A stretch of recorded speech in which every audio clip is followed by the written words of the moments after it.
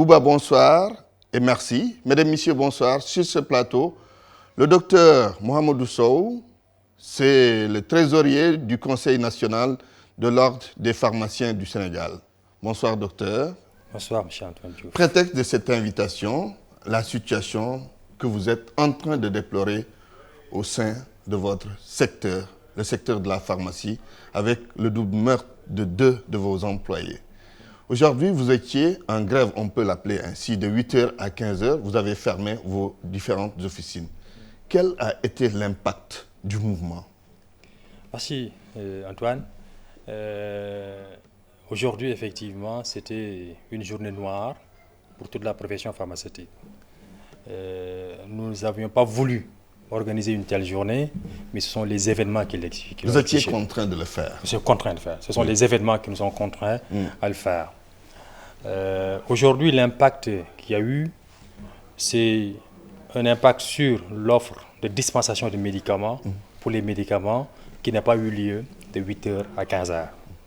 Et depuis près de 72 heures, 96 heures, l'absence de délivrance de médicaments pendant les gardes de nuit. Le mouvement a été bien suivi sur l'ensemble du territoire national? Sur l'ensemble du territoire national, disons qu'au niveau des régions, du nord au sud, au centre, on a eu 100%. Ziguinchor, Kaffrine, Tamba, Saint-Louis, partout 100%. À Dakar, sur 500 pharmacies, on a eu 4 pharmacies qui ont ouvert. Et pour quelle raison? Alors, c'est des pharmacies qui ont pris leur décision personnelle d'ouvrir. Ils ont leurs officines. C'est leurs officines. Oui. On ne peut pas les obliger de fermer, mais il se trouve qu'aujourd'hui, les événements qu'on a vécus exigent à tout un chacun de prendre l'ampleur et la gravité du problème. Et vous les considérez comme étant des défaillants? Alors, pour nous, au niveau de l'ordre des pharmaciens, on ne va pas parler de défaillants. Parce que pour nous, il y a les bons pharmaciens et les autres. Il n'y a pas de mauvais pharmaciens. Il n'y a pas de défaillants. Mais on va appeler les autres. Parce qu'à un moment donné...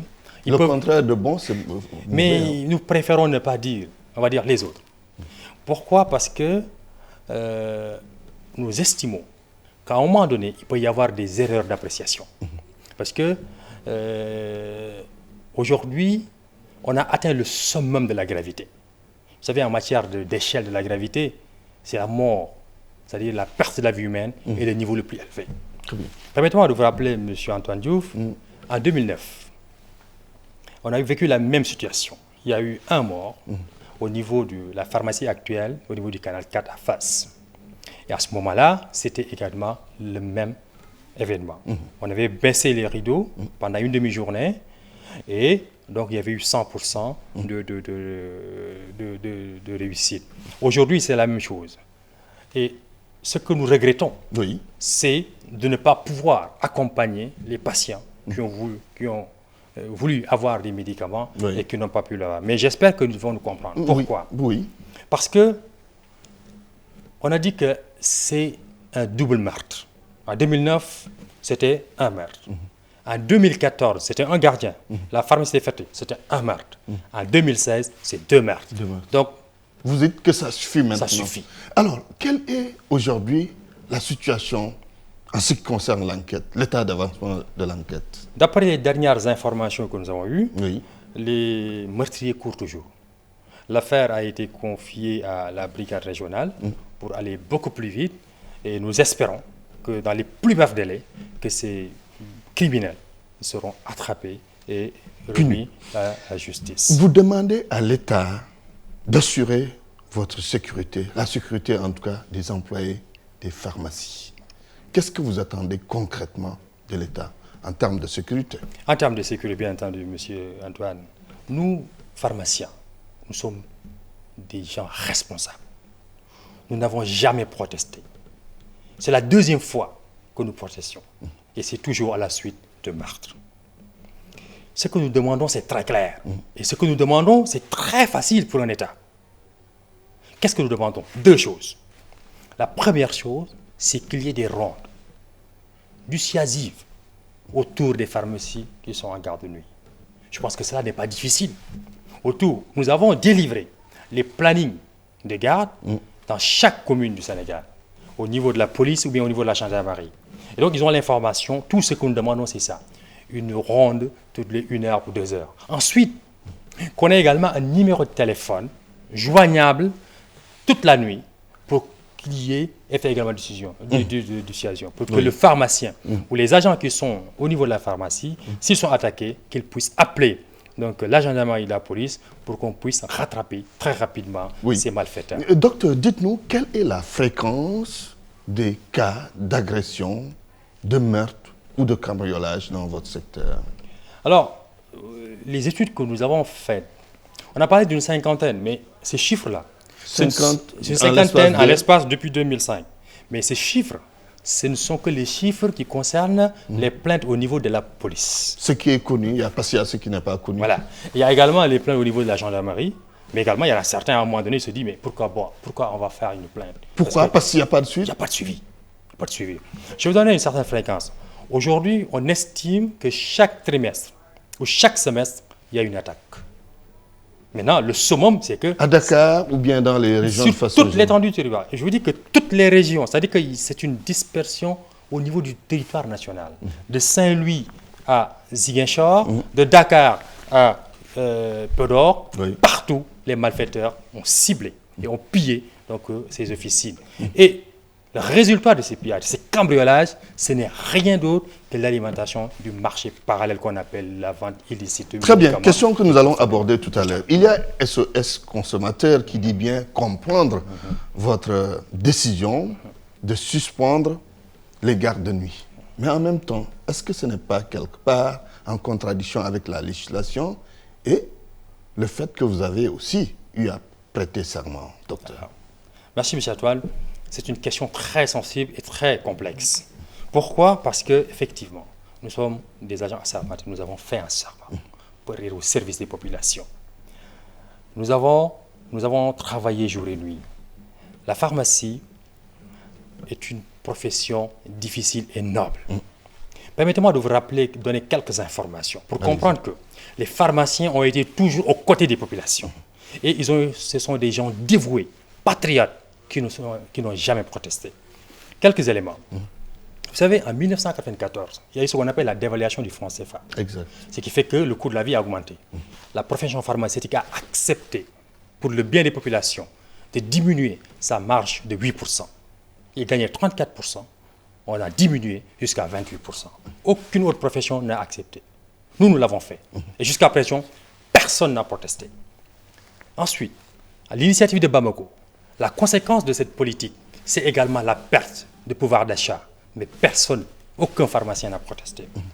Les politiques de gratuité des médicaments, que ce soit les antipaludiques, que ce soit les anticidéens, que ce soit les antituberculeux, toutes ces familles de médicaments, ce sont les pharmaciens privés qui devaient les délivrer et gagner quelque chose. Mais aujourd'hui, aucun pharmacien n'y gagne un franc et on n'a jamais protesté. Et tout cela pour dire quoi? Pour dire quoi? Que vous n'êtes pas en contradiction avec la législation. Avec la législation. On a toujours été, surtout du côté des populations. C'est-à-dire que nous voulons soulager la souffrance des populations.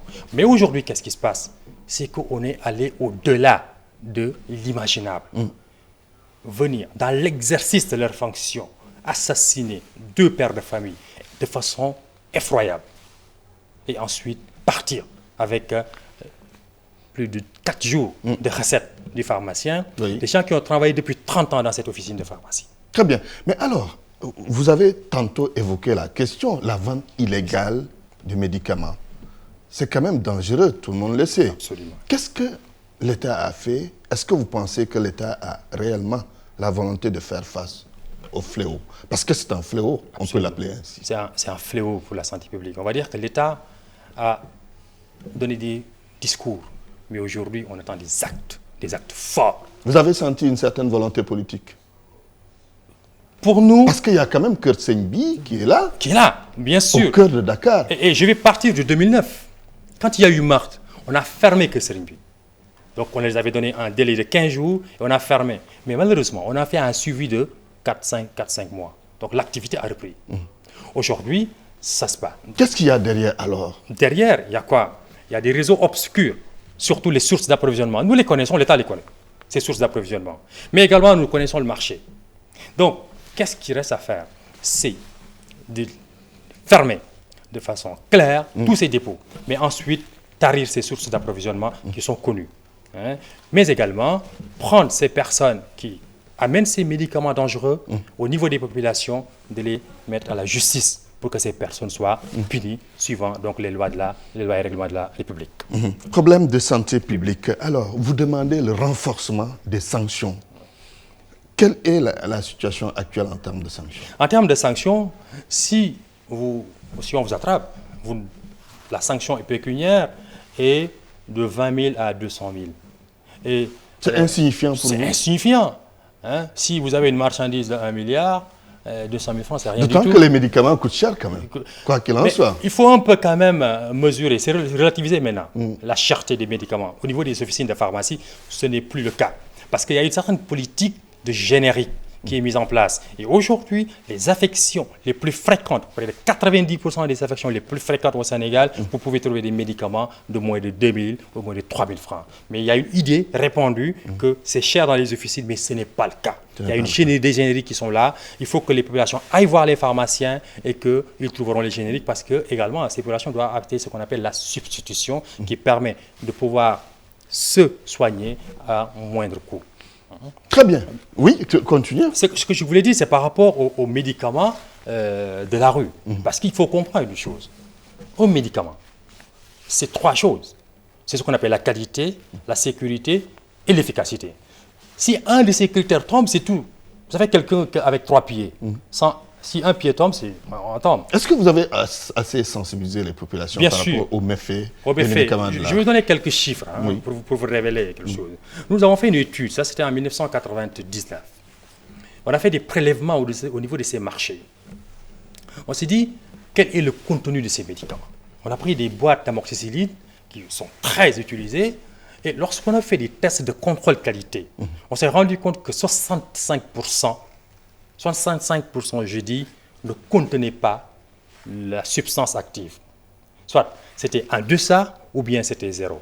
Il y avait 30% où on avait trouvé zéro. Et lorsqu'on a essayé d'identifier le produit qui était là, c'était de la poudre de maïs. Sur les boîtes, on a écrit amoxicilline, mais nous avons trouvé de la poudre de maïs. Conséquence dangereuse pour la santé. Conséquence dangereuse, c'est quoi? C'est-à-dire que lorsque vous prenez ces médicaments, il y a ce qu'on appelle l'échec thérapeutique. C'est-à-dire que vous pensez vous soigner, mais en réalité, vous ne vous soignez pas. Donc, vous n'allez pas vous guérir. Et votre maladie va s'aggraver. Autre chose, surtout avec ces amoxicillines, parce que c'est un antibiotique. Il y a ce qu'on appelle l'antibiorésistance. Et cette antibiorésistance, ça signifie quoi? Ça signifie qu'en continuant à pouvoir prendre ces produits de cette façon, dans 20 ans, dans 30 ans, nous n'aurons plus d'antibiotiques pour nous soigner. Parce que les bactéries que l'on doit tuer à travers ces antibiotiques seront complètement résistantes. Mais permettez-moi d'ajouter quelque chose. C'est par rapport à l'émergence de certaines maladies chroniques. Aujourd'hui, on parle de ce qu'on appelle l'insuffisance rénale. Et il y a un lien direct entre la prise de médicaments, de faux médicaments ou de médicaments dangereux issus de ce marché par rapport à l'émergence de ces maladies. Comme l'hypertension artérielle, le diabète, tout ça. Le diabète, l'insuffisance hépatique et tout ceci. Oui. Et on se rend compte qu'aujourd'hui, c'est des charges sanitaires qui vont augmenter, mais également ça va fausser donc, la politique Problème sanitaire. de santé publique pour conclure. Alors, docteur, dernière question. Le secteur de la pharmacie, quand même, on a connu un essor dans les années 90. Aujourd'hui, comment il se porte? Pour conclure, il faut voir le secteur en 3 sous-secteurs. Il y a ce qu'on appelle le sous-secteur de la production, c'est-à-dire les fabricants. Aujourd'hui, le marché sénégalais, nous n'avons que 4 fabricants, mais ils ne font que 10% du marché sénégalais. Donc l'essentiel de ce marché est fait aujourd'hui par les Indiens. Et nous essayons de pouvoir changer donc, cette donne-là. Au niveau également du marché, donc, des officines de pharmacie et de la répartition pharmaceutique, nous avons aujourd'hui beaucoup de jeunes pharmaciens qui sont en chômage. Et ceci... Malgré le nombre de pharmacies qu'on a vu un peu partout. Un peu partout, malgré cela. Donc aujourd'hui, on voit le nombre de pharmacies qui augmente. Donc au même moment, le marché n'augmente pas, il est intact. Et donc les jeunes ont du mal à trouver du travail. Et c'est des jeunes qui vont faire 6 ans, au moins 6 ans d'études à l'université pour pouvoir s'insérer, et c'est difficile. Autre chose, élément encore important, ça fait partie de la pharmacie, beaucoup de gens l'oublient, c'est les laboratoires, le contrôle qualité des médicaments, mais également l'inspection des médicaments. On doit aujourd'hui également donner beaucoup de moyens, l'État, à l'inspection pharmaceutique pour que toutes les entreprises pharmaceutiques, mais également partout où le médicament est manipulé. Ça signifie au niveau des hôpitaux, au niveau des postes de santé, partout, on doit s'assurer que les Sénégalais consomment des médicaments de qualité. Et aujourd'hui, ces laboratoires et l'inspection n'ont pas suffisamment de moyens techniques et financiers. Et il est important que l'État puisse ajouter beaucoup de moyens. Très bien. Docteur Mohamed Sow, je vous remercie. Je vous remercie. Merci d'avoir accepté cette invitation. C'était un immense plaisir d'être avec vous. Merci Antoine. Et encore une fois, nous demandons aux populations de nous comprendre et que nous sommes profondément choqués, profondément atteints. Mais seulement, ce sont les exigences de l'heure qui nous imposent cette situation. En tout cas, nous compatissons à ce qui est arrivé à 2 de vos employés. Bouba, c'est fini pour ce soir. Excellente soirée.